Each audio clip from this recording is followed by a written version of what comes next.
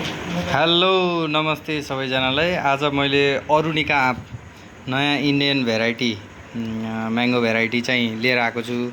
आज पाकेको छ यो। 2-3 दिन अगाडि चाहिँ रुखबाट खस्यो र 1-2 दिन मैले यसलाई राखेँ पकाउनको लागि। त्यति राम्रोसँग पाकेको थिएन। हिँड्दाखेरि बाटोमा छोइएर चाहिँ भुइँमा खसेको थियो। अनि अहिले पाकेको छ। अब यो टेस्ट रिभ्यू हेरौँ अब कस्तो छ। यो फर्स्ट टाइम यो इन्डियन हाइब्रिड भेराइटी हो। कलर पनि एकदम राम्रो छ, टेस्ट पनि मिठो छ भन्ने छ। यो चाहिँ नेपालमा चाहिँ रिभ्यू गरेको, टेस्ट रिभ्यू गरेको मैले कसैले देखेको छैन। यो पहिलो पटक यहाँ पाकेको छ मेरो घरमा। अब म यसलाई चेक गर्दैछु कस्तो छ, हेरौँ। ल यसलाई काट्दैछु म, हेरौँ कस्तो छ स्वाद यसको।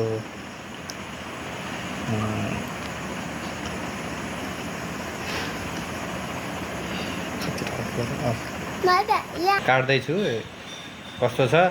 यहाँ छोराले खानालाई, छोरीले भिडियो खिच्दैछिन्। छोराले खानालाई उता हेरिरहेछन्।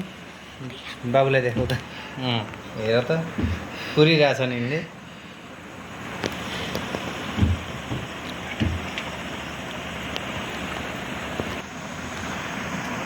तासिसक्यो, अब यसलाई काटौँ। अब कस्तो छ भित्र। छिल्का चाहिँ बाहिरबाट यस्तो हुन्छ, रातो हुन्छ। यस्तो कलर छ भित्र। यसको खोया चाहिँ यत्रो छ। त्यति ठुलो पनि होइन र त्यति सानो पनि होइन, ठिकै साइजको खोया छ। मैले चाहिँ अलिक बढी नै सानो छ कि जस्तो लागिरहेको थियो खोया, तर ठिकै छ। खोयाको रेसियोमा यो पल्प पनि धेरै नै छ छन त। अब यसको टेस्ट हेरौँ कस्तो हुन्छ। यहाँ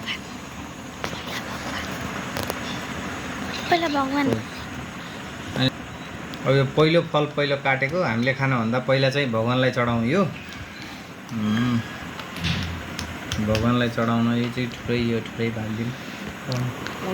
ल यो भगवानलाई चढाइदिनु। ल अब अर्को यो चाहिँ टेस्ट चाहिँ हाम्रो ईशानलाई म टेस्ट गर्न दिन्छु, मेरो छोरालाई।